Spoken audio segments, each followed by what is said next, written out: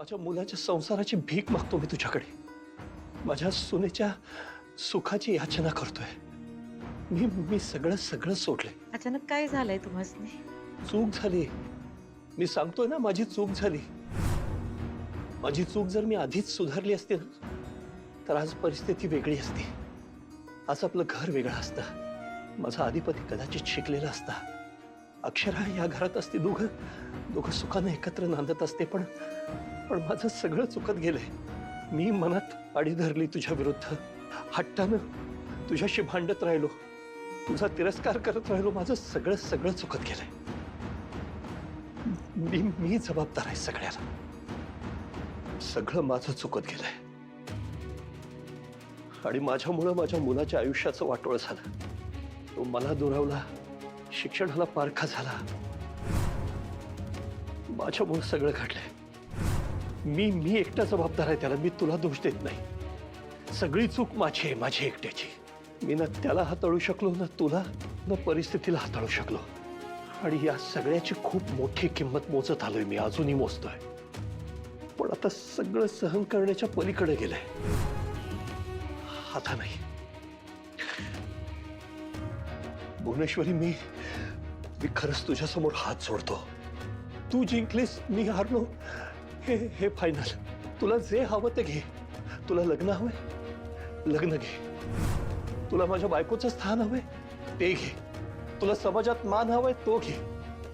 सत्ता, संपत्ती सगळं आहेच तुझ्याकडे. या सगळ्याच्या बदल्यात मला फक्त एक गोष्ट दे. मी सगळा मान सन्मान तुझ्या समोर ठेवून एकच गोष्ट तुला मागतोय. या सगळ्याच्या बदल्यात मला माझ्या मुलाचा संसार दे. मला दुसरं काही नको आहे. एवढं माझ्या पदरात घाल, मी सुखानं डोळे मिटेल. नाही, डोळे मिटायच्या गोष्टी करू नका. नाही करत. तू जे सांगशील ते मी करतो. नाही करत. मी बाकी काही बोलत नाही. फक्त तुला हे हवं होतं ना, हे घे. तुला मी जे मागितले ते दे. देशील?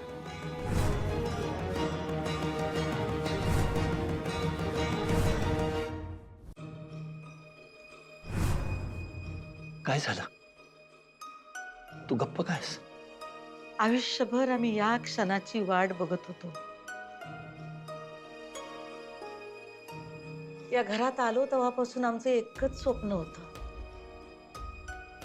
तुम्ही आम्हाला लग्नाची मागणी घालावी, आम्हाला या घरची राणी करावी.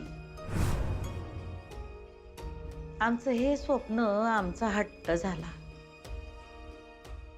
नंतर यो हट्ट सूड झाला. कसं काय बदललं सगळं काय कळलंच नाही हो. पण आमचं स्वप्न कायम होतं.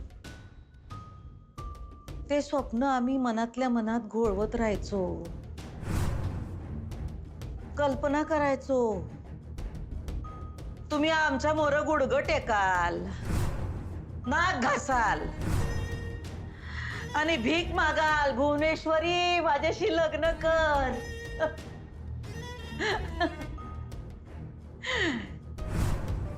हेच तर हवं होतं आम्हाला. हा, आम्हाला हेच तर हवं होतं. मग जे तुला हवं होतं ते झालं ना. मी गुडघ्यावर येऊन भुवनेश्वरी माझ्याशी लग्न कर असं म्हणालो तुला. आता तुला आनंद व्हायला रडतेस का? तेच की हो.